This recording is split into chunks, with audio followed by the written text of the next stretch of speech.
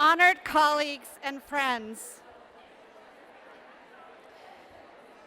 on behalf of the Canadian Association, all right, we're going to get started. There's the mom voice. Thank you. Honored colleagues and friends, on behalf of the Canadian Association of Occupational Therapists, it is my great privilege to welcome you to the Muriel Driver Memorial Lecture. This is the 40th time that this honor has been bestowed, a significant milestone that points to the enduring appetite to hear from and learn from our profession's best and brightest. The Muriel Driver Award recognizes the outstanding contributions of an individual from within the profession in the fields of research, teaching, and practice of occupational therapy. Chers collègues et amis, au nom de l'Association canadienne des ergothérapeutes, j'ai l'honneur de vous accueillir au discours commémoratif Muriel Driver. Ce prix reconnaît la contribution exceptionnelle d'un individu au sein de la profession, dans les domaines de la recherche, de l'enseignement, et de la pratique de l'ergothérapie. This award was named in memory of Muriel Driver, a pioneer of occupational therapy who served in the Royal Canadian Army Medical Corps and was posted to Europe during the Second World War. She was the first occupational therapist to work at the Hamilton Military Hospital, and she organized the first department of occupational therapy at Runnymede Hospital in Toronto, and much more. Muriel Driver's outstanding contributions to occupational therapy exemplify the highest qualities of our profession. Les contributions de l'ergothérapie de Muriel Driver illustrent bien les plus hautes qualités de notre profession. We honor the memory of Muriel Driver and her work by inviting our Muriel Driver Memorial Award recipient from the previous year to address conference delegates this year, providing a forum to share their work as a recognized champion of the profession. Including today's honoree, Dr. Lili Liu, there have been 40 Muriel Driver lecturers who have been recognized with this memorial award and had the opportunity to share and address with fellow occupational therapists. We'd like to take a minute to acknowledge our past Muriel Driver Award recipients. Their names are on the screen. Several past recipients are here with us today, and I would like to invite them to join me on stage and be recognized. Please come up.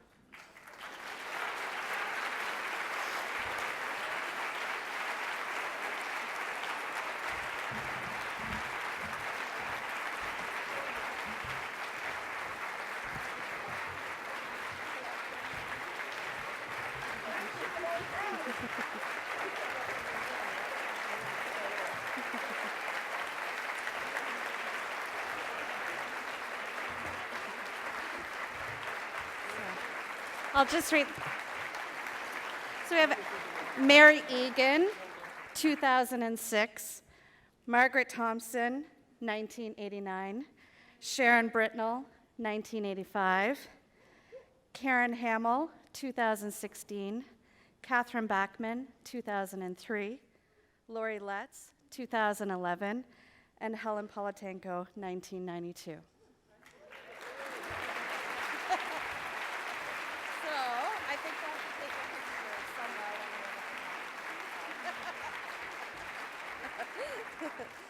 Ladies and gentlemen, I present to you the past recipients of the Muriel Driver Memorial Award. Thank you. Thank you.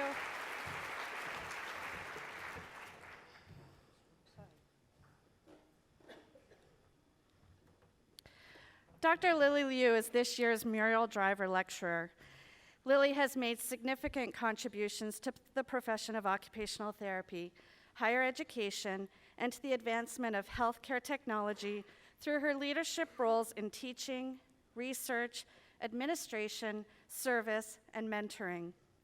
As chair of the Department of Occupational Therapy at the University of Alberta, Lili continues to inspire students, colleagues, and OTs in Canada and worldwide. We are truly fortunate to have Dr. Liu here to address us today. To introduce Lili's lecture, we have Shanif Esmail and Liz Taylor, her colleagues and friends. I invite Liz and Shanif to the podium to introduce this year's honoree.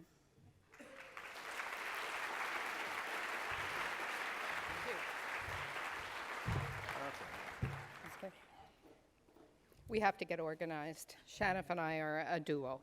So, honored guests, fellow occupational therapists, it is with pleasure that we have the opportunity to introduce Lili, our colleague and friend, for the highest honor in our association, the Muriel Driver Memorial Lecture. You already know it, but I'm Liz Taylor. I was told to introduce myself. And I am an academic at the University of Alberta. And I've had the privilege of working with Lili for many, many, many years. I'm Shanif Esmail, although I'm much younger. I've also worked with many, many years, since 1992 when Lili started. So we have the privilege of introducing Lili and share with you a little bit about our amazing colleague and friend. We have to start with the obvious, okay? As an academic and researcher, here are some of the accomplishments that Lili has led to this honor that she's getting today. Lili graduated from occupational therapy from the University of McGill in 1984. Her position as an occupational therapist, closer, okay. Her position as an occupational therapist was in mental health, and she worked in Hamilton as well as in Halifax. Her interest in psychiatry was soon coupled with the need to do her own research. She returned to McGill to do her master's in rehab science in 1988. After that, she continued on to her PhD at McGill, and her dissertation was in the assessment of spatial orientation in skills in individuals with Alzheimer's disease, theoretical and clinical implications. Our history with Lili begins in 1992, when she came to the University of Alberta just a few months prior to defending her PhD. Masako Miyazaki, one of our professors, introduced Lili at a conference to Sharon Burtnell, who's sitting right there. And Sharon was recruiting, and she said, I want Lili. So she asked Lili to come for her thing, but it didn't really it might not have happened. There's an interesting story. Lili came to Edmonton, and she decided, well, my interview's in the afternoon, let's go to West Denton Mall. That's all you do in Edmonton, right? And what else can you do in Edmonton that you can't do anywhere else? Ride in a submarine. So then Lili says, let's take a submarine ride. And they went on the ride, and guess what? The submarine went off its rails. They were trapped in there. So they're panicking. Were they going to make it to the interview? And Sharon, would you have hired her if she was late? Absolutely not. So luckily, they got her out, and then they made it to the interview. Now, Lili began as an assistant professor, and by 1999, she added administration to her role, and then graduate program coordinator, and then she became the associate chair in 2006, followed by becoming the chair, acting chair in 2007, and finally became the chair until her present time here. So during that time, she did take a few breaks. She took a 6-month mat leave to have Sarah. Where's Sarah? Stand up, Sarah. Say hello. And then, oh, right, we got to flip a couple slides. And then she took another mat leave and, oops, what are we doing here? She took another mat leave and had Roman and Olivia. Can you please stand up?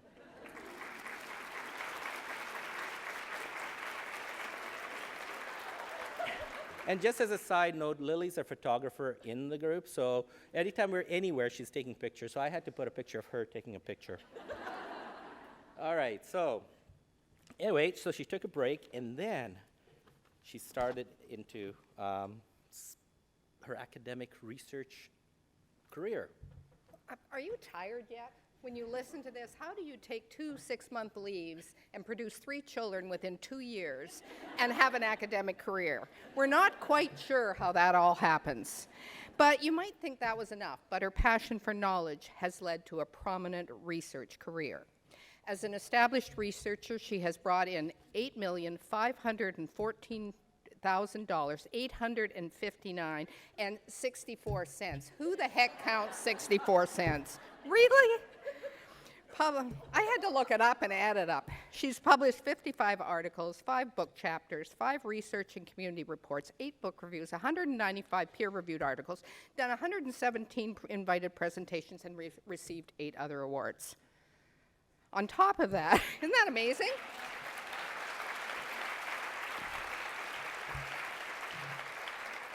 On top of that, she's supervised 96 masters, 6 PhDs, 3 postdocs, and we have to admit, I got really tired of counting. She also holds trademarks and patents for the Smart Condo platform, Home for Life, and one of the theme of her research has always been being at the cutting edge of incorporating the latest innovation into practice.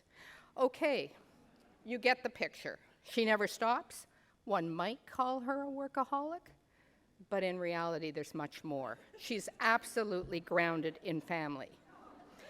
We thought it was important you understood how she got here today, and this is where our story really begins. And since our knowledge of Lili was a little shaky, we turned to her baby sister, May, who Lili will still speak to at the end of this. May is with us today, so May and her husband are here today as well.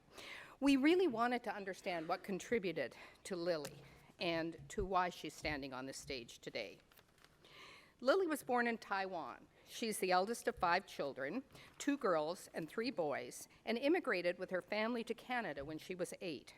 Her father was an aircraft mechanic with Air China, and he had transferred to Canada, seeing new opportunities, initially Toronto, when the opportunity arose. Her mother spent time not only raising her children, but also continuing with her embroidery skills, which would lead to a successful family business a few years later. After about 3 years, the family moved to Montreal, where her dad worked for Air Quebec until it was sold in '86, and they opened up Asian embroidery. But more importantly, it was steeped in the family culture of being Chinese. There were common phrases in the household. Listen to your big sister. Be like Lili. Lili had advantages. She never learned to wash dishes. Andrew, I'm not sure whether that still happens.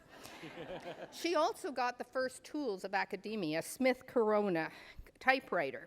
And her sister remembers her typing constantly, almost 24 hours a day. Lili, we've all stayed with you. It still happens. Okay, that monotonous sound still exists. She also believed everyone should love learning.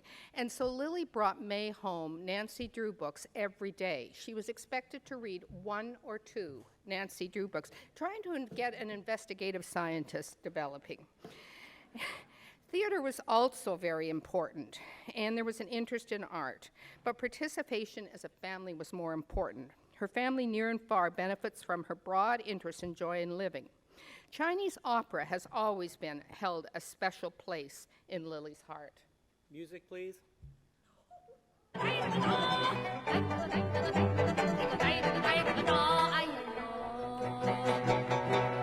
you. Her father... You could only have so much. Yeah. Her father would love listening to it on road trips, and while on one trip to the U.S., their car was broken into and the tapes were stolen. It was in Queens, New York. And to this day, Lili feels guilty about being happy the tapes were stolen. But she did buy a new set for her dad.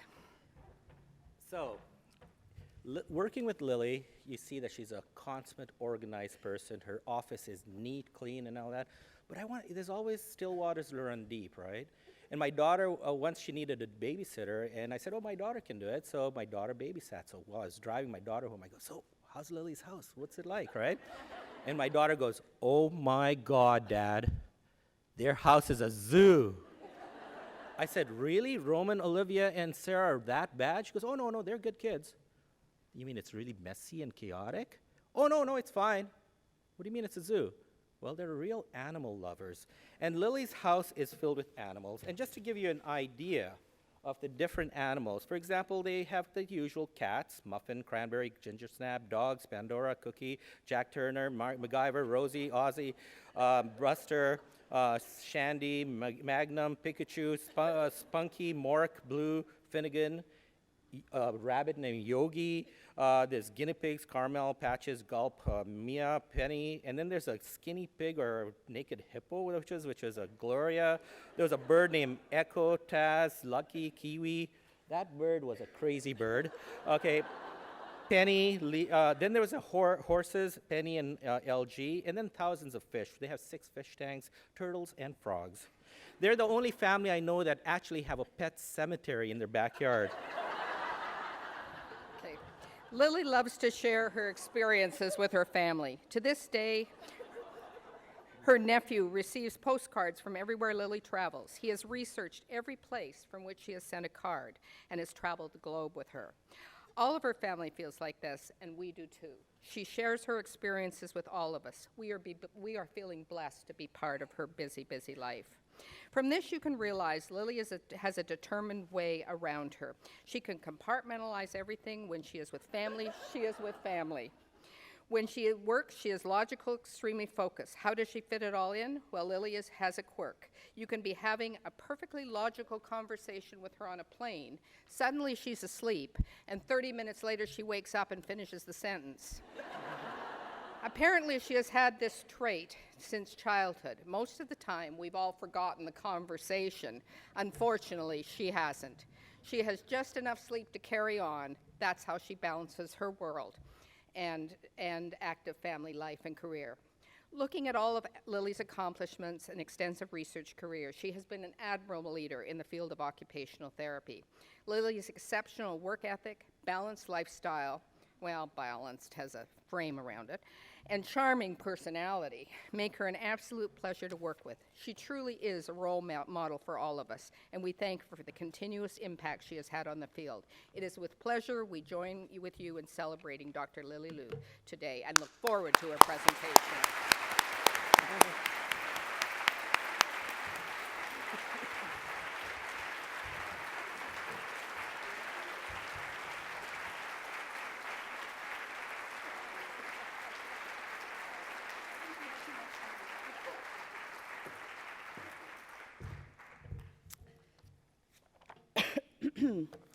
Well, I can't top that. I think, may I propose that to CAOT that future Muriel Driver Prize recipients not have to speak, and I think that was enough, don't you? Okay, I'm glad I cut my presentation short. Thank you so much, Shannon and Liz, for your generous and kind introduction. President McNaughton, Executive Director Janet Craig, distinguished international guests at the conference, members of the CAOT Board of Directors, CAOT conference delegates, I have a long list too, colleagues, friends, family, thank you so much for being here today. Merci, Shanif et Liz, pour votre introduction généreuse et gentille. La présidente McNaughton, directrice exécutive Janet Craig, les invités internationaux distingués, les membres du conseil d'administration de l'ACE, les délégués de la conférence de l'ACE, les collègues, mes amis, la famille, merci d'être ici aujourd'hui. I'm grateful to my colleagues Shannon Ismail, Susan Mulholland, Utah Hendricks, and Liz Taylor for nominating me for this honor. I'm also grateful to the members of the CAOT Awards Committee for supporting the nomination. I'd like to acknowledge that we are gathered here today on the traditional, ancestral, and unceded territory of the Coast Salish peoples. Well, you've seen the title of the presentation. I'm quite interested, I'm quite surprised at CAOT. No one's been pressuring me to share the title, so this is the first time anyone has seen the topic. So here you have it. The theme of this lectureship is on the role of occupational therapists as innovators. We use our creativity to find solutions for our clients, and for this reason,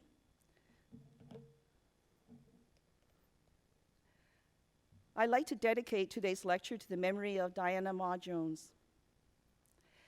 Diana earned her diploma in occupational therapy at the University of Alberta in 1972. followed by her Bachelor of Science degree in occupational therapy. The lives of Diana and her husband, Richard, came to a tragic end last September. Diana had made Vancouver her home and was an award-winning occupational therapist at the GF Strong Rehab Center. She kept her connections with the University of Alberta and served as fieldwork preceptor to our students up until the time of her passing. To honor Diana's love of music, dancing, and her passion for creating assistive technology solutions for her clients, the University of Alberta has just established, with her family and friends, the Diana Ma Jones Advancing the Art and Science Award.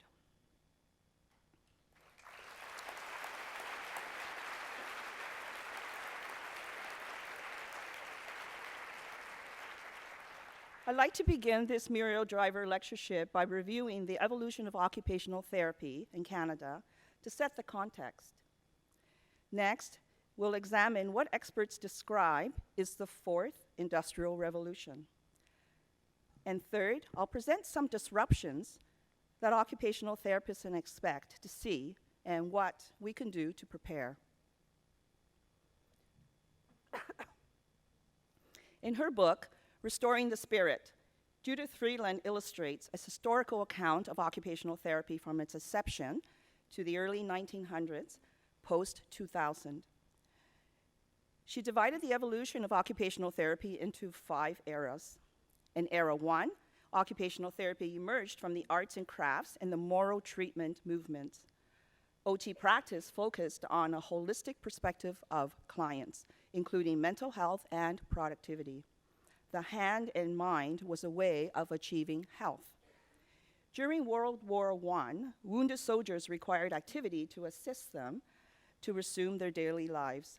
The University of Toronto established a course for occupational aides who worked in military hospitals. Era 2, after the war aides moved into mental health facilities, tuberculosis sanatoriums, and workshops in the community settings. The Ontario Society of Occupational Therapy was established in 1920. The Canadian Association of Occupational Therapy was founded in 1926. As we heard from President McNaughton last night, our association will be 100 years old in 8 years. In Era 3, after World War II, occupational therapists addressed orthopedic, neurological, and psychiatric conditions with returning soldiers. In 1959, under the direction of Muriel Driver, the first special courses in occupational therapy was developed into an 18-month program at Queen's University. Era 4 was the period when evidence-based practice began. Canadian occupational therapists played a major role in the establishment of the World Federation of Occupational Therapy. After 2 decades of combined training in the 1970s, occupational and physical therapy programs separated. The diploma evolved to a baccalaureate degree. Canada's first MSc in occupational therapy was offered at the University of Alberta in 1986, and the profession was regulated in Ontario in 1991. CAOT launched its website in 1998 and offered webinars, online workshops, online publications, practice resources, and discussion rooms. So you can see technology is starting to emerge in our profession. In the last era, Era 5, represented by the year 2000 and beyond, technology starts to have a really strong impact on the development of occupational therapy. We see assistive technologies such as speech recognition software, adaptive equipment, environmental control units, for example, to assist our clients with activities of daily living. At this time, client-centered and evidence-based practice feature prominently in occupational therapy practice. And, as we all know, effective in 2008, CAOT would only grant academic accreditation to educational programs that led to professional master's degree in OT as entry credential. In a frequent FAQ, or frequently asked question communique from CAOT in 2004 to the membership, a question that was frequently asked was, why did occupational therapy profession decide to make this change to a master's entry level? And this response was that the higher entry-level education model is more responsive to the intensity and breadth of education required, complexity of current practice, and system need for accountability. We heard from President McNaughton last night that occupational therapy is complex. But 10 years ago, did we envision as a profession that another reason for moving to the master's level entry would be the rapidly changing nature of our jobs in an era where technological advancement is occurring so rapidly? Now let's review or look at the industrial revolutions with the eras of occupational therapy situated in these time periods. The first, or industrial revolution in Europe and America, was characterized by rural societies becoming industrial and urban. The steam engine transformed transportation, the textile industry as well, and eliminated the need for skilled craftsmen. During the second industrial revolution, we saw an expansion of new industries such as steel, oil, electricity, which created mass production. Technological advances included the telephone, the light bulb, internal combustion engine, which created transportation as we know it for now. Telephones contributed to globalization. Like the skilled craftsmen of the previous period, workers were displaced in favor of more efficient machines in factories, and occupational therapy emerged as a profession at the end of the Second Industrial Revolution in the 1920s. The third revolution, also called the digital revolution, began in the 1980s. Technology evolved from analog electronic and mechanical devices to digital technology. Advancements include the personal computer, the internet, and information communication technology, or ICT. The introduction of robotics and early artificial intelligence has displaced thousands of factory workers. The fourth industrial revolution builds on the digital revolution when technology becomes embedded within societies in new ways, even within the human body. Breakthroughs include robotics, artificial intelligence, the Internet of Things, 3D printing, and autonomous vehicles. If you think these changes are just in Europe and America, this is actually not the case. Africa is actually where most of the disruptive changes will occur. In Gibson's book this year, 2018, titled Tip of the Spear, Our Species and Technology at Crossroads, he states, Africa's lack of infrastructure is actually one of its greatest assets now. Africa leads in mobile banking, mobile health, and has implemented solutions more quickly than anywhere else in the world. And here are just some staggering statistics provided in his book. 700 million people will be moving into African cities in the next 35 years. This is equivalent to an entire New York City built every 6 months until 2050. 9 out of 20 fastest growing economies in the world are actually in Africa. Africa has the fastest growing middle class in the world, and smartphone usage is at a tipping point, expected to reach 400 million users in 2020.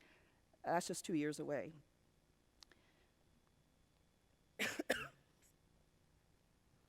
This exponential growth applies to other technological advancements. While it took humans 1 million years to go from fire to stone tools, it took 100,000 years from stone tools to wheels, 10,000 from wheels to printing press, 1,000 years from printing press to electricity, 100 years from electricity to flight and computing, and 10 years from computing to today, when human gene editing is possible.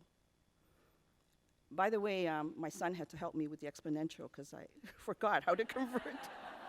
Thank you, Roman. The technological evolution is depicted on the right graph, where we are at the elbow of the innovation curve, which is rising exponentially. In 1965, Gordon Moore, this is known as Moore's Law, if some of you have heard of it, noticed that the number of transistors per square inch on integrated circuits had doubled every year since their invention. In the graph on the left, you can see that since the 1970s, the computational power has been increasing exponentially. In the graph on the right, we can see that both the cost of computing and the cost of storing data have been gradually declining and approaching zero. I ask you to make a mental note of the year 1996 on both graphs, because that is the year we started telerehabilitation in Canada.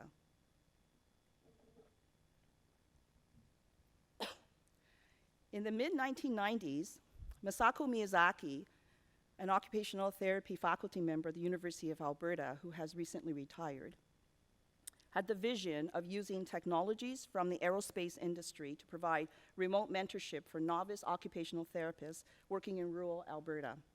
She approached Hughes Aircraft, later called Raytheon and then Spar Aviation, to partner in an initiative that would allow us to connect the University of Alberta with Two Hills Healthcare Center, about 200 kilometers east. When you watch this 4-minute video, promotional video from 1996, I'd like you to keep in mind that we accomplished this in the mid-1990s when the term telehealth and telerehabilitation had not been used yet. The internet was just taking off, so we didn't even have the internet. The cost of computing and data storage was 1,000 times more than today. We were using landlines. Do you remember those? Those are telephone lines. Some of you are too young here. And bandwidth, we don't use that word anymore either, but bandwidth was described as half T1, which referred to 6 telephone lines, T1, which referred to 12 telephone lines, T2, you can do the math, is 24 telephone lines. And this is ingrained in me forever because we had to keep trying to get T2 bandwidth. So there was no wireless or mobile capability. Someone's operating the video. So there's a format. Thank you. Alberta, an arresting landscape of bold mountains, vast prairies, bounteous forests, and challenging distances.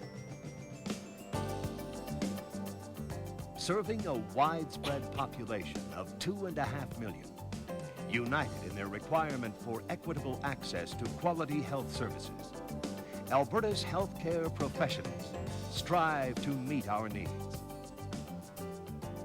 Challenged by geography, climate, distance, and economics, their objectives cannot always be met. Imagine, with the connection speed and variability of your telephone, you can dial up two-way, full-screen, full-motion, high-resolution video with clarity equal to your television. Now, imagine full-spectrum two-way voice and diagnostic sound connections and instantaneous two-way data transfer, including high-resolution diagnostic imaging. Add in the fact that patients remain in their own communities, in the reassuring company of their own family and healthcare professionals, that they all benefit from the face-to-face contact with their specialist consultant, that travel time, distance, and weather are removed as considerations. All this and more. Now, imagine that you don't have to imagine, because you're going to see, hear, and touch it today. Imagine all this, and you've imagined telehealth, a remarkable recombination of state-of-the-art technologies using the existing framework of communication links to bring our resources together into one strengthened community of service. Telehealth, bringing us all together, placing the resources of our large treatment and research centers on call to rural communities, extending educational opportunities, bringing patients into the classroom, taking the classroom to the community, As the network expands, mobile satellite units will travel to remote centers, providing scheduled access to telehealth resources. Small home units will provide dial-up remote supervision and assessment for home care providers on an as-needed basis. Telehealth, building community, distributing resources, facilitating research, sharing our expertise. Telehealth, the new Alberta Advantage, a joint initiative of the health science faculties at the University of Alberta, an interactive partnership with industry, government, and community, building on each other's strengths to increase and share our wealth of knowledge. Shrinking distance, removing professional isolation, promoting healthy living, maintaining and strengthening communities. Telehealth, the new Alberta Advantage. The world is waiting. Okay, I'm glad that was entertaining.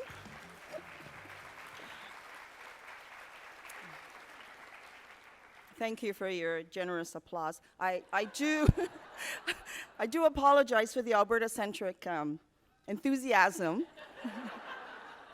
We were the first, and truthfully, we were trying to impress the health sciences deans more than the rest of Canada. Various publications, but we had the right idea, and we were the first. And if you think about it, the home care, even the mobile van, as we get to talking about autonomous vehicles, we're not far off. It is still continuing. So we had the right idea. The technology was a bit hokey, but it was the best we had at the time. And I can't believe how wide those TV screens were. Various technologies describe the benefits of remote delivery of rehabilitation services using technology. But initial uptake in rehabilitation, such as with OTs and PTs, was very slow because, like any culture change, there was a belief that face-to-face was the only way that one should deliver service. We didn't want to lose that personal touch. For patients in rural sites, however, telerehabilitation may be the only way they can get access to service. For example, this is just one of many cases that we encountered. In Two Hills, there was an elderly woman confined to a wheelchair, and she sat with her torso bent over her knees. And this was like this for many, many days. She was too fragile to be transported by ambulance to the Glenrose Rehabilitation Hospital, where the expert seating service was, assessment and intervention existed. Her occupational therapist was this novice OT who had just graduated and was a sole therapist. And she had no equipment, no capacity, no supplies to provide this service. And it was unrealistic for her to travel a day to see the client, for the expert therapist to travel a day because she had a long wait list in Edmonton. So we used telehealth. We were creative with the technology we had. We used the intraoral camera to show us the space between the client's seating area and what the space was. We took measurements, put a measuring tape there.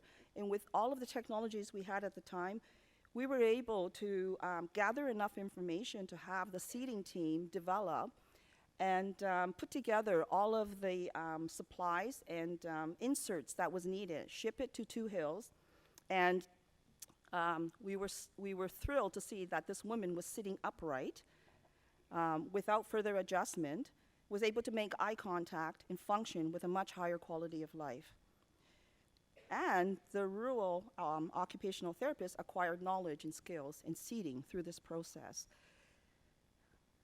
We realized that we needed to develop, to do research and to gather evidence to change the process and the approach and the funding scheme for to include telerehabilitation or tele-seating in the funding scheme. And so we did that with Ingrid Barlow at the Glenrose Rehab Hospital. We did a study, and we were able to show that compared to wheelchair assessment face-to-face, telehealth provided similar satisfaction levels among the clients and that their goals were similarly met.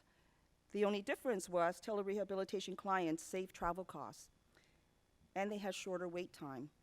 So that totally made it worthwhile for the Alberta AIDS to Daily Living program to change their protocols in order to allow telerehabilitation assessments to occur, provided that there was reasonable and at least equivalent to any other type of care that can be delivered to the patient and client. Eventually, we did evolve. As you all know, we evolved to using internet protocol, which was less expensive and faster than telephone lines. Today, there are over 900 telehealth sites in Alberta, thousands in Ontario, but I just want to say in Ontario, you call it telemedicine. In Alberta, we still call it telehealth, and I like to believe that that's because we started with rehabilitation.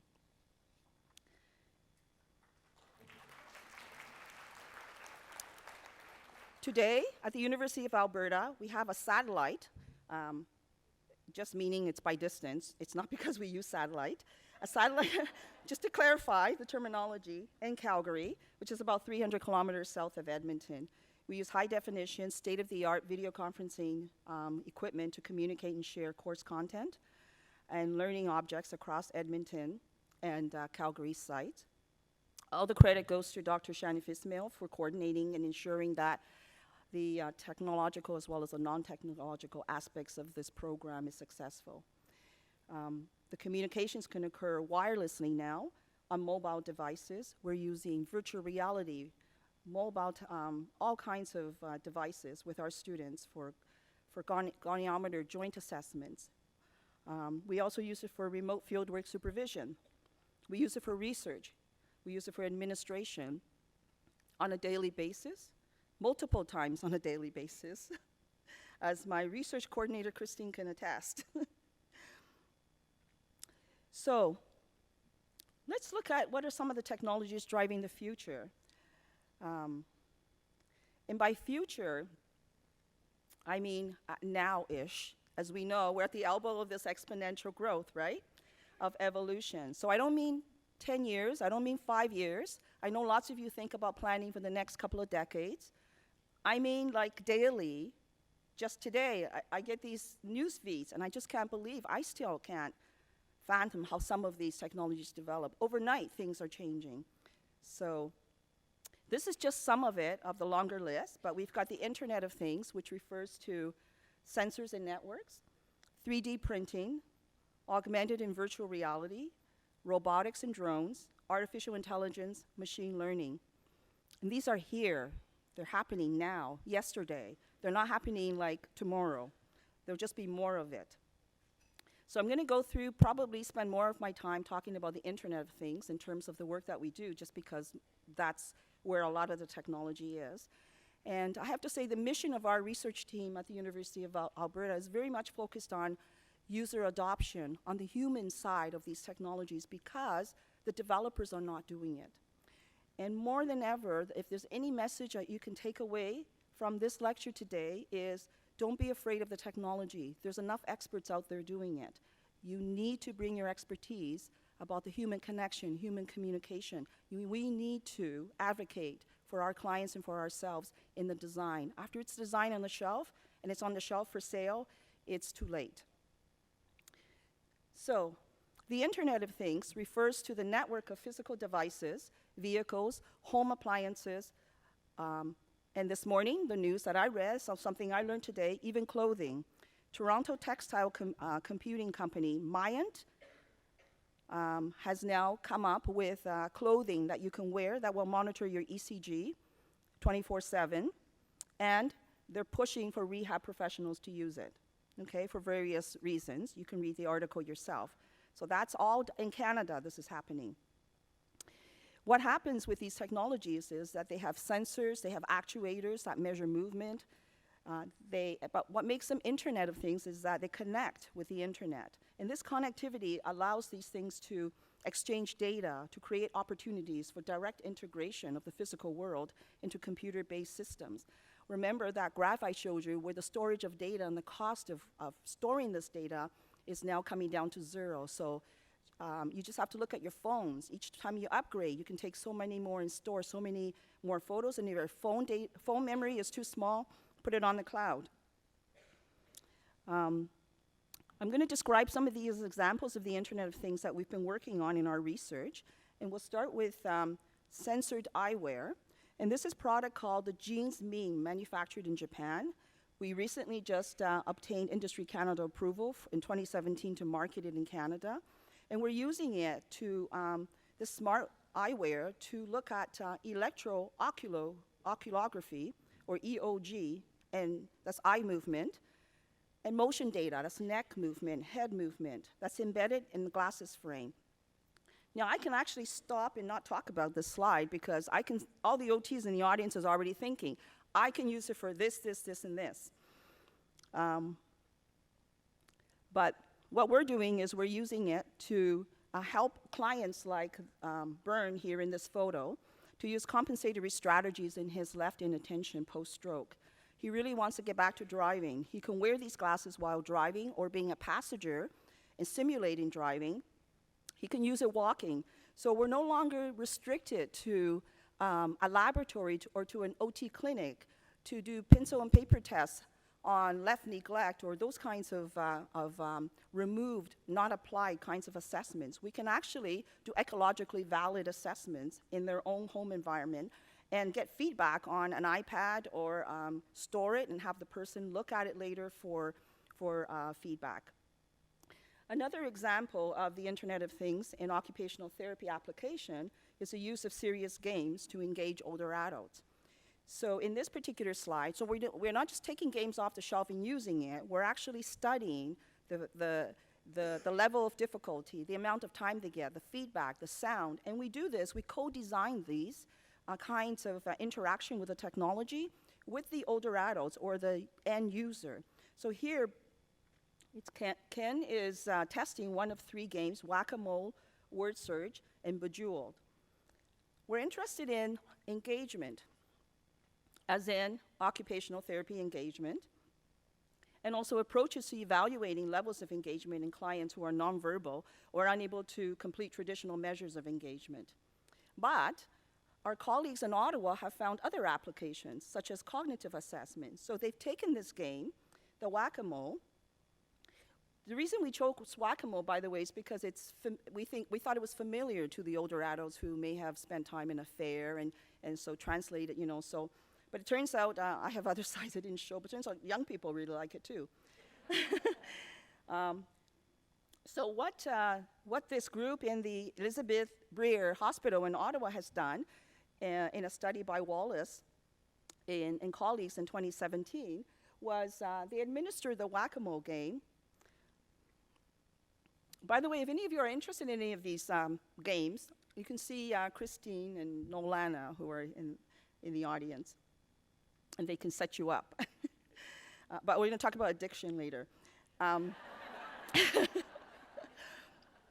So in the graph on the left, what you see is a progression of one client, one of these 12 clients in a 1-year study in the first couple of months. She's 72 years old. She has a grade 13 education. Of the 12 in the group, she had the lowest mini-mental status exam, so 12 out of 30. The investigators did not expect that she would be able to learn or even be interested or even be engaged. They were supposed to look at engagement, but they ended up doing cognitive assessment with this. And so what you can see over a period of 5 weeks, the levels that she achieved. And by week 5, she really improved and went up.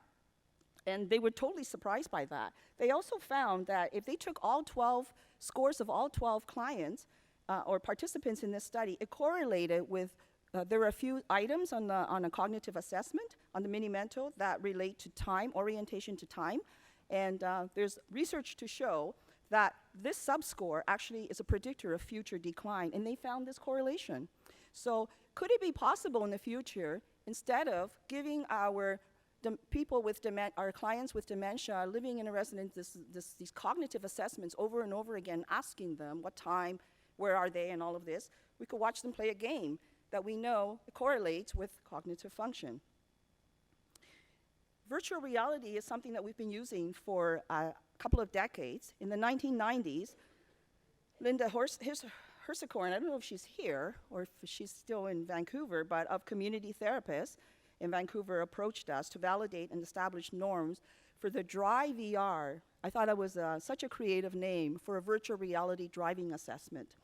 This driving simulator used virtual reality, and it was a system she developed. Imagine, like, I was just so impressed that a practitioner, a leader in private practice, would take the initiative and do something like this, and then approach us, not afraid of what researchers would think. Not only that, but we didn't even know what VR was at that time.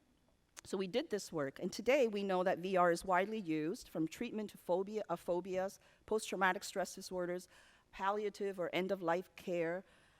Here are some images of virtual gym platform that our group has developed and our colleagues at the Chinese University of Hong Kong have developed using the Connect gaming platform.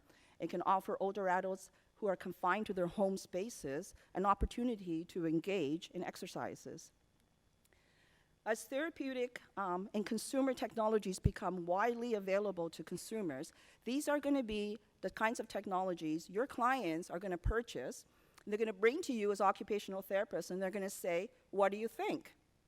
So just to be prepared for that, if nothing else, we need to be on top of what these technologies are. And so we've been working hard at the consumer aspect of these technologies, what information they're receiving, how can we get in front of this so that we can work with vendors to provide a better experience for consumers who are our clients.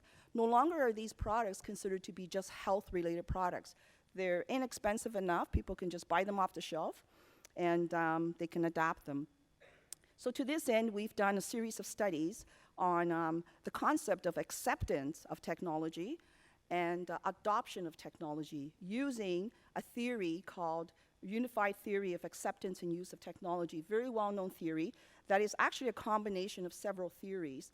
And what this theory allows us to do is to use these constructs that are consistently used in the literature to develop pre- and post-intervention questionnaires that allow us to also do regression analysis to predict. We can actually predict if someone, including a person with dementia, is going to use a piece of technology. This also allows us to understand the factors associated with using technology. So for example, in the research we did with acceptance of technology of wearable GPS among dyads of home care clients and their caregivers, and then we did another study with a couple hundred physios and OTs at a rehab hospital. See if they would, why is it? The administration came to us and said, we have a foundation, we've purchased all these technologies, but people aren't using them. Can you do a study and tell us why? And one of the factors we found out was interesting was social influence. And this is what this theory allows us to do, so that we found, for example, at the Glen Rose, the therapists were not socially influenced. They did not care what their peers and what their administration told them. The administration would say, we put all this money into this technology, why aren't you using it? I want you to use it Monday, Wednesday, Friday, we're going to schedule you. They didn't care. What they cared about was this. Does it help my client?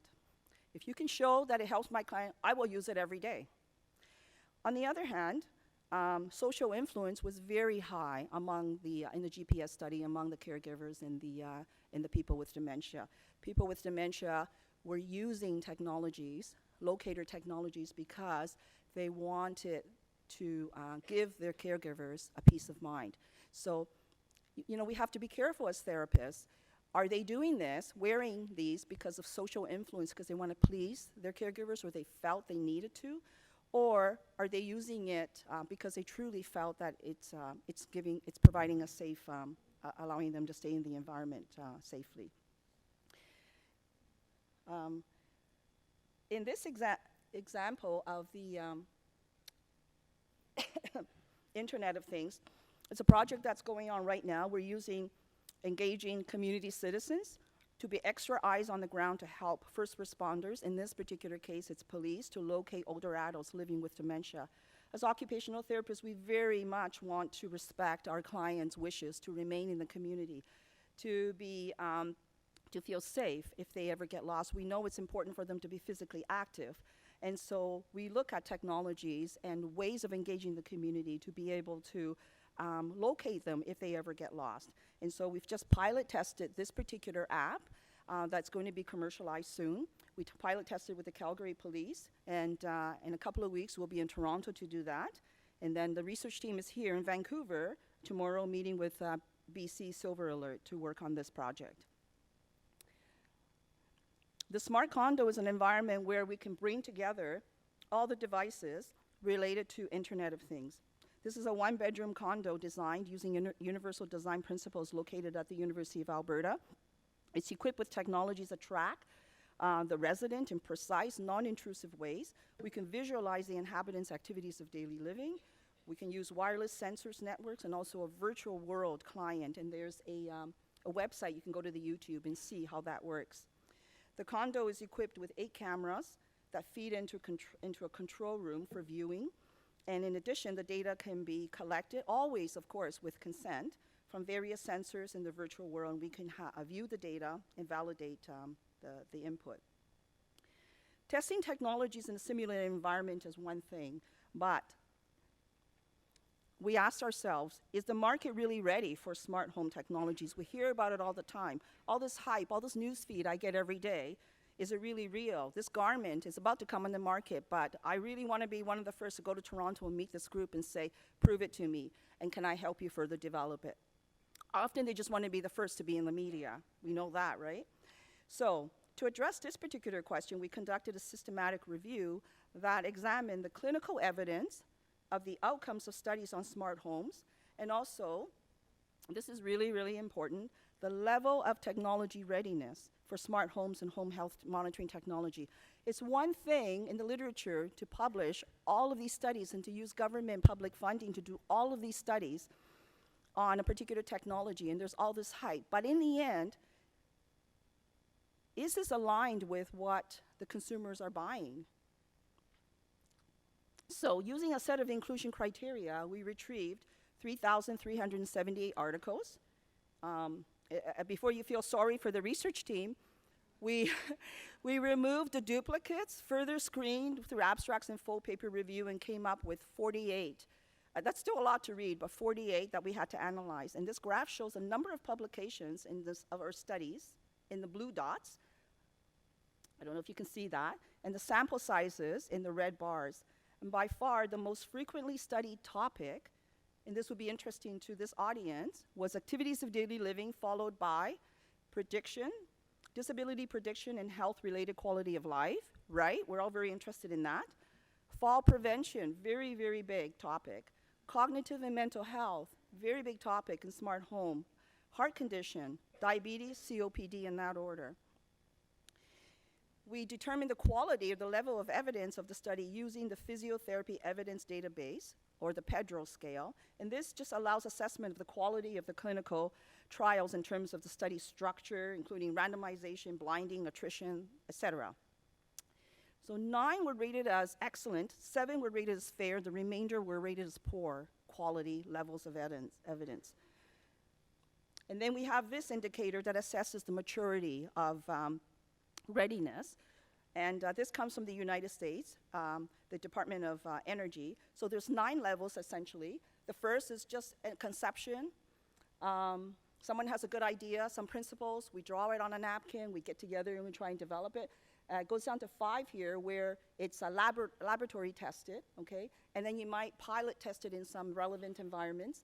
And then it goes all the way out down to 9. So 6, it's, I highlighted the red because that's, of course, obviously, that's what we found mostly, the articles were situated in. And then level 9 is those smartphones you're holding in your hand and your purse. That's level 9, okay?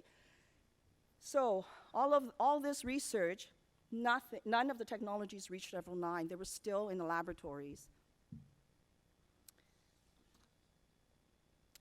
So in summary then, from the literature review, the highest level of evidence were for monitoring ADL, so that's good. So while the level of evidence of research, the rigor was good. Cognitive decline, that's good. As OTs, we're interested in that. Mental health, that's good. Heart conditions, but no evidence of conditions of disease or disability prediction.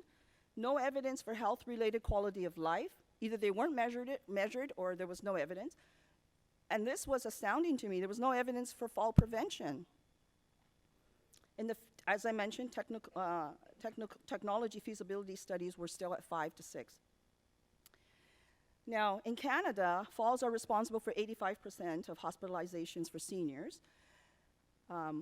We're aware of that. After a serious fall, we're aware 20% of older adults also will die within a year. But we were surprised that there was no evidence for outcomes of fall prevention, so we conducted a review of technologies on fall detection. This was done in 3 languages. Some of our colleagues are here in the audience from University of Montreal. We have colleagues from Columbia who reviewed the articles in Spanish. So we had English, French, and Spanish, 118 papers between 2006 and 2016 in this 10-year period. And we found that very few studies evaluated technologies with older adults who fell, and the health outcomes were not assessed. So very consistent with our previous systematic review of smart homes, which is very disconcerting considering the amount of government funding that is going into these sexy research proposals on technology. What we need is more OTs on these teams to give a jolt of reality testing on the outcome measures, et cetera. I have to make up for some time that Liz and Shanif took away from me. I'm still chair for 1 more year, so I have a little power imbalance here. Only 3 studies explored user acceptance. None focused on their preference, leaving fall detection technology research out of step with World Health Organization's recommendation to address what older adults want. None of the studies address the fact that just because you have a piece of technology that works doesn't mean it's going to work for older adults. And this is very interesting. One of the studies showed that 80% of older adults were reluctant. So this is even after the technology we know works. They were reluctant to push the button on their device after a fall because they either had difficulty activating it or they didn't want to disturb the caregiver. And how are you going to know that if you don't involve your end users in your study, right? And then here's another further push. My PhD student Nolana then did, because we were being interviewed by the media, so I said, Nolana, here's some questions, please look it up. And here's what she did. She did the Gray Literature Review, and she identified 10 fall detection devices on the market. 7 of these were available in Canada. So not even all of them were available in Canada. None of these were mentioned in the reviews that we conducted. So here we have fall detection devices that are available on the market, not tested. And the ones tested are not on the market. We've looked at some examples of Internet of Things which actually overlaps. So before you get really worried about how much longer we're going to go, it actually overlaps with artificial intelligence. And the categories here, I know it's difficult in the back, I'll read, I won't go into too much detail. Machine learning, natural language processing, speech, expert systems, robotics, vision are some examples. And I'll just skip over the detailed examples, but what I will just go into some interesting things here is, I'll pick one of those. How about that? Robotics, because I have a slide for it. So robotics, as you know, in the first industrial revolution, we already saw loss of craftsmanship followed by massive loss of jobs in the second and third industrial revolution. This is going to be an even larger scale. I'm going to repeat that. This is going to be on an even larger scale in this fourth industrial revolution due to automation because of robots and artificial intelligence. Oxford University in 2013 conducted a study called The Future of Employment. And what they did was they examined 702 common occupations found that some jobs are more at risk than others to be automated. How many of you here have seen that study? Okay.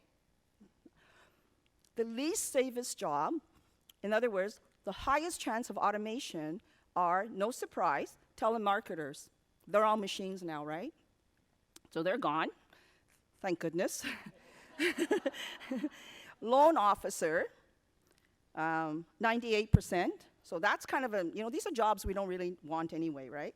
Cashiers, on the other hand, chance of automation, it's no surprise, 97%.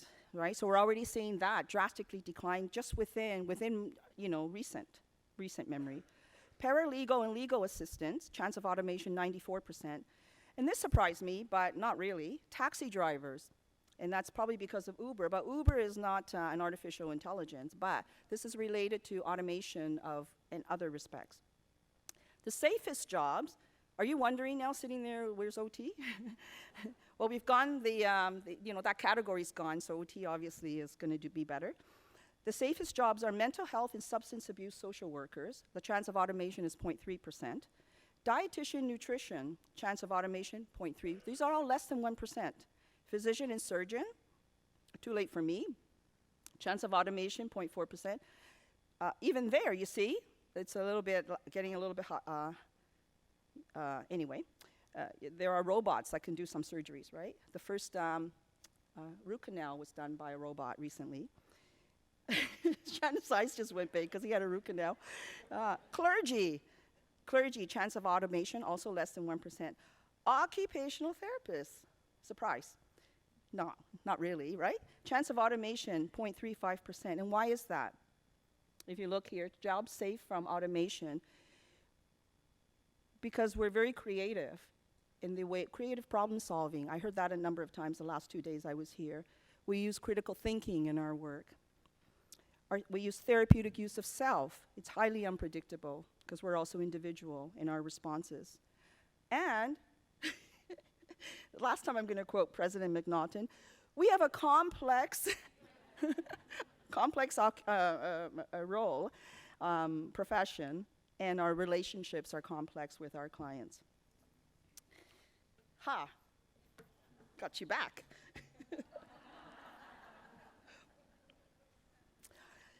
This is an example of robotics and AI, artificial intelligence, as has been the market. I know when it first came out, people were really skeptical about it. This was Liz and Shanif in Japan at one of the World Federation conferences. But don't let this cute little thing deceive you. Paro, as it's called, is a seal that is outfitted with dual 32-bit processors, 3 microphones, 12 tactile sensors covering its fur, touch-sensitive whiskers, motors and actuators that silently move its limbs and body, and the robot responds to petting by moving its tail, opening its eyes, actively seeks out eye contact. It can recognize you. It responds to touch, cuddles with people, remembers faces, learns actions, and generates a favorable reaction. It responds to sound, so it's learning as you're using it what is a favorable, and it'll change its actions based on the user. It responds to sounds. It can learn its name. It can produce sounds like a real baby seal. And the designer created this to be just like animals used in pet therapy.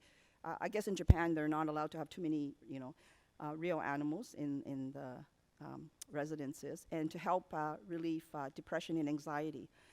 Research by Liang and colleagues have shown that affective and social, behavioral, and physiological effects of the companion robot, they call it, in a daycare center resulted in improved affect as well as social interaction, or facial expressions, as well as a communication with staff. And if you see this slide, it also seems to be equally effective with my 2 esteemed colleagues here. Robotics are being used to socially engage with people, and some people actually, believe it or not, prefer to interact with robots. They find them less intimidating.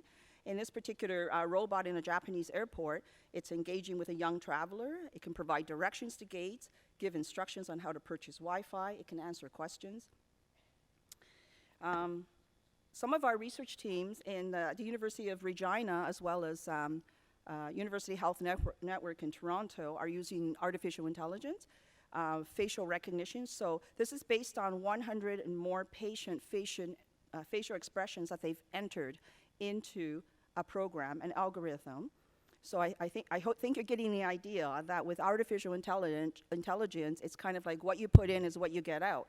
So essentially, if it's garbage in, it's also garbage out. It'll learn what you put in, right? So that's makes it not that intelligent then, I guess, if you're not putting in the right data. But essentially, what this program does is, the idea is that it will detect facial expressions of pain in individuals who have dementia who are nonverbal. And we know sometimes up to 80% of residents in dementia care settings are experiencing pain. And here's our esteemed colleague, Babak, making a fool of himself, faking pain, moderate, and then very strong pain. You can see one is yellow, orange, and the other is red. And he did it despite me laughing at him, so that was very good of him. So 3D printing, just a shout out to that because it is just so common now. It is transforming health. We know that it's being used to create devices for surgery, so that goes into the body. These prosthetics can be made and shipped around the world in 5 days. So it's personalized, but it's reduced the cost, and this really changes our concept of universal design now, doesn't it? Because we used to think that industrial design, universal design, whatever you can create for the masses, it's going to cut down on your costs. But in fact, it may not be the case anymore. You can customize something and actually save on costs and get personalized service. Some experts argue this is no longer to be viewed as a medical device. It is because it doesn't meet those criteria that we typically think of. Autonomous and semi-autonomous vehicles are here. According to Gottsmark, autonomous vehicles can prevent 80% of all collisions, not 100%. And so when you hear of those accidents, just remember, it's preventing 80%. There's a lot of hype, but think about all the other accidents that's not happening because of AVs. Ontario was the first province to allow testing of autonomous vehicles. They're already being used in the oil sands. It's going to be prevalent in 2020, in the 2020s, in about 2 years. Suncor is replacing 400 jobs with 150 electric driverless trucks over the next 6 years.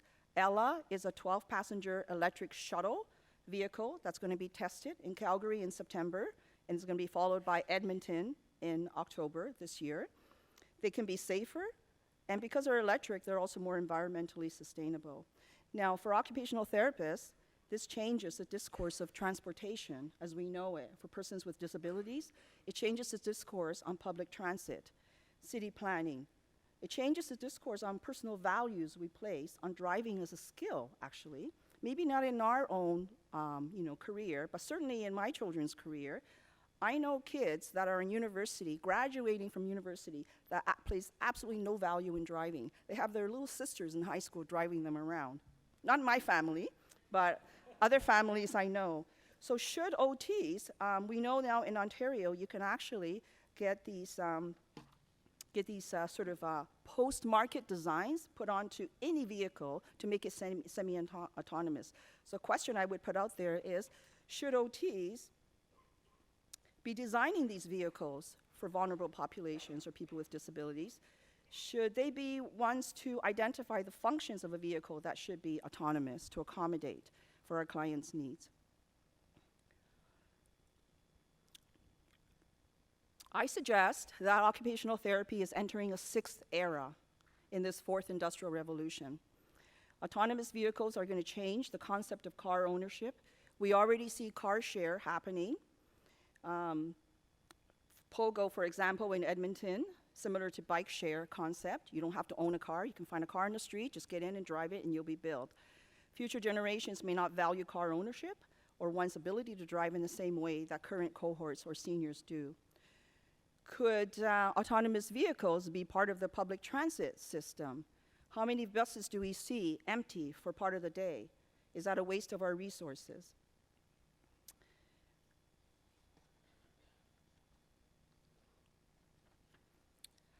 I just put this up to, I think, just to articulate that, again, at one time when I used to teach universal design, I used to use the diagram on the left-hand side, which show that most designs are for the average population. That's your universal design. Let's try and move that color up and have as few in the apex of the triangle or that require individual customized design.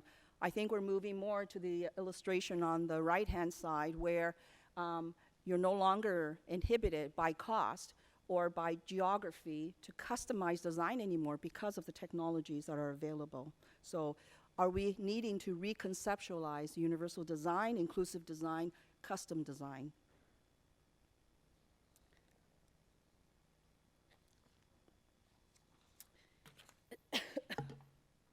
In 2007, Stephen Hawking made this statement when he was visiting Israel. In 20 years, men may be able to live on the moon. In 40 years, we may get to Mars. In the next 200 years, we may leave the solar system and head for the stars. But meanwhile, we would like to get to the supermarket, the cinema, and the restaurants. With our concepts of space, grocery shopping has changed. Going to the cinema has changed with, Netflix and all of that, and widescreen, big screen TV at home. What is that? Skip the dishes. How can I forget? I wonder if Hawking were still alive for another 5 years, would supermarkets, cinemas, and restaurants actually remain as he knew them? With the changes in the ways we do our grocery, etc., have meals with our friends, actually change the experience of space for people living with and those not living with disabilities. Some of our standardized assessments have become obsolete. For those of you that are as old as I am, you remember the BAFB, the Bay Area Functional Performance Evaluation. Maybe it's still being used, I don't know. But the checking task on that particular standardized assessment has been obsolete for quite some time. Checks aside, parts of the world are not even using cash. Africa, for example, very little cash use. Depicted here is the octopus card.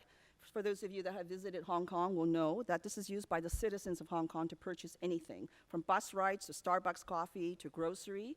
And this little watch that's worn by the boy in the picture, he's actually my niece's son.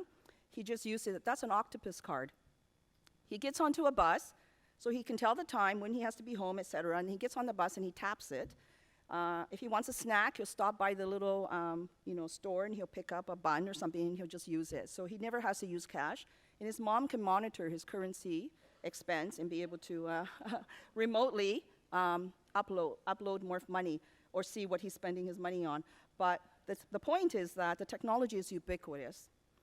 The clock drawing task, speaking of watches, is a part of many of our mental status exams.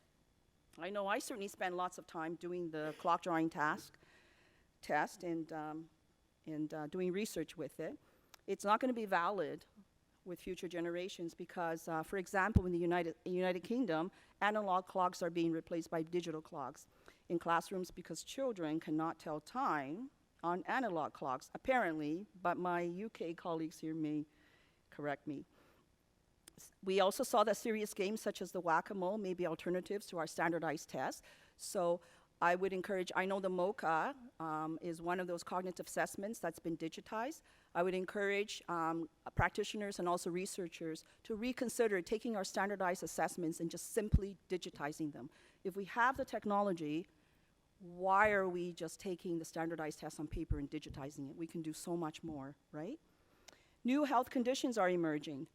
This week, the World Health Organization listed gaming addiction as a mental health condition. So it's official now. Our health conditions, there are other health conditions affected by the digital age, including social isolation, obesity due to reliance on technologies.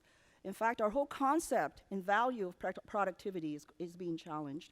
According to Gottsmark again, people will not be able to reskill fast enough after, I'm quoting him, after their jobs are taken over by robots and artificial intelligence.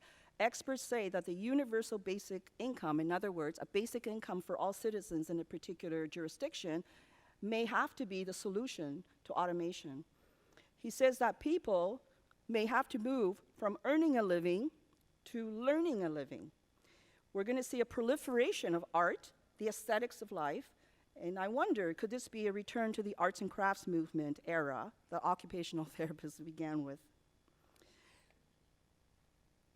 How do our profile of practice and occupational therapists in Canada align with the exponential growth of technology development? As experts in enabling occupation, how do we address the emerging health conditions, and how will we incorporate new technologies into our assessments and interventions?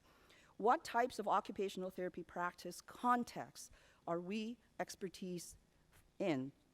If the practice contexts require innovation, what gives each of these 6 components of our profile of practice an edge of innovation?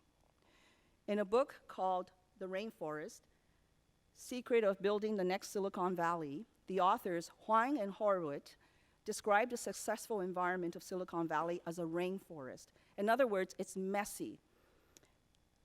You don't try and control it too much. You just let nature take its course.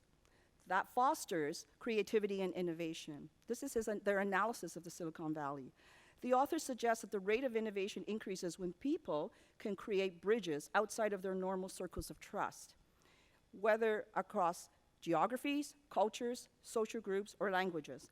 And the goal of building rainforests is to transition from a world that resembles concentric circles of trust to one that more closely resembles overlapping circles of trust. Their point is that we have addressed geographic boundaries or barriers, but we are still struggling with social barriers.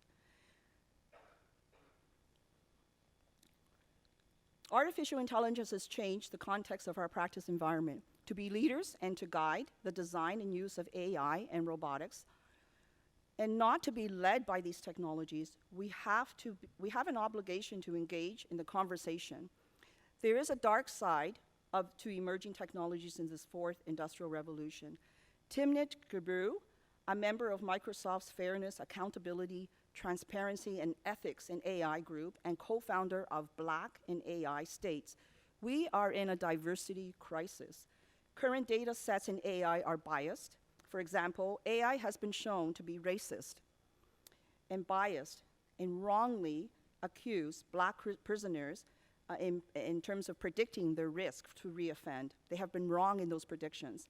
Data sets are not going to sample populations unless we input that data." She goes on to say that if you want to understand and address potential biases in healthcare, the AI specialists have to speak with healthcare professionals.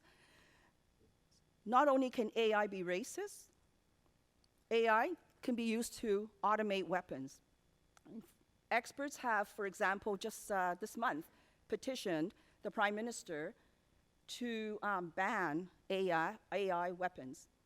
And other governments, other citizens of other countries have done the same. In 2017, AI experts gathered together in Asilomar, California, for a conference. And out of this conference came 23 principles for the development of AI. You can view these principles, which are categorized under under research issues, ethics and values, and longer-term issues. And I placed one of these, number 11, which I thought is most pertinent today, and it relates to human values. The principle that they are promoting is that AI systems should be designed and operated so as to be compatible with ideals of human dignity, rights, freedoms, and cultural diversity.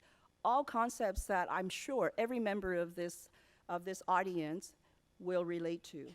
You can go online and add your name in support of these principles.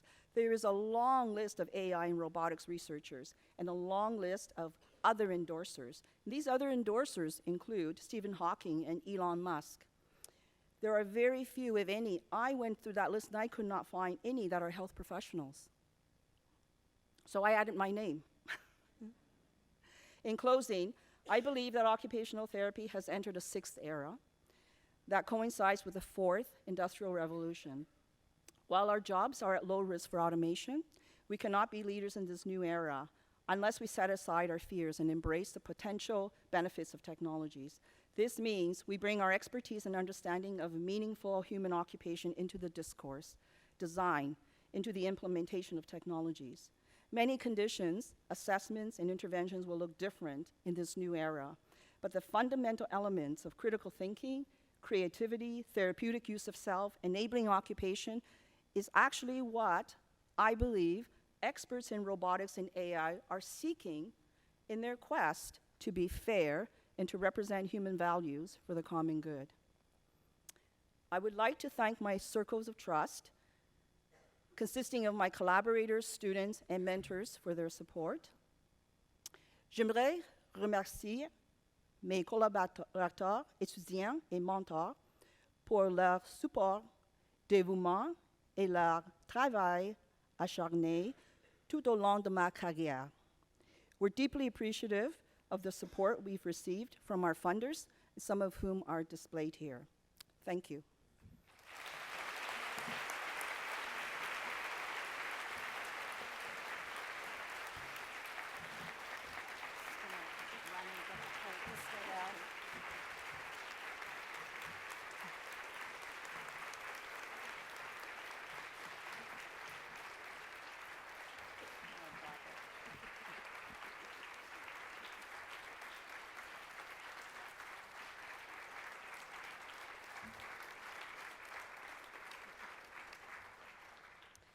Thank you so much, Lily. Merci. You truly are a trailblazer in our profession. Your call to action to not be afraid of technology is noted, and your contribution to our best solution story is appreciated and so important. The Canadian Association of Occupational Therapists is pleased to honor you, the 40th Muriel Driver Memorial Lecturer, with this beautiful plate that I didn't drop coming across the stage. Your name has been engraved alongside other distinguished recipients. It comes with our sincere thanks and deep appreciation. Thank you very much.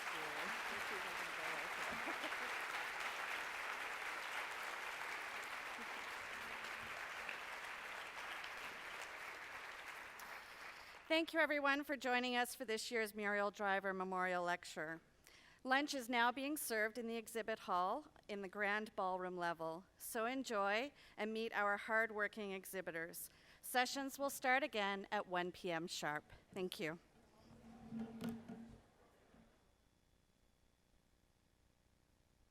All into the sea. 6 foot thick hemlock cloth sunken in sand.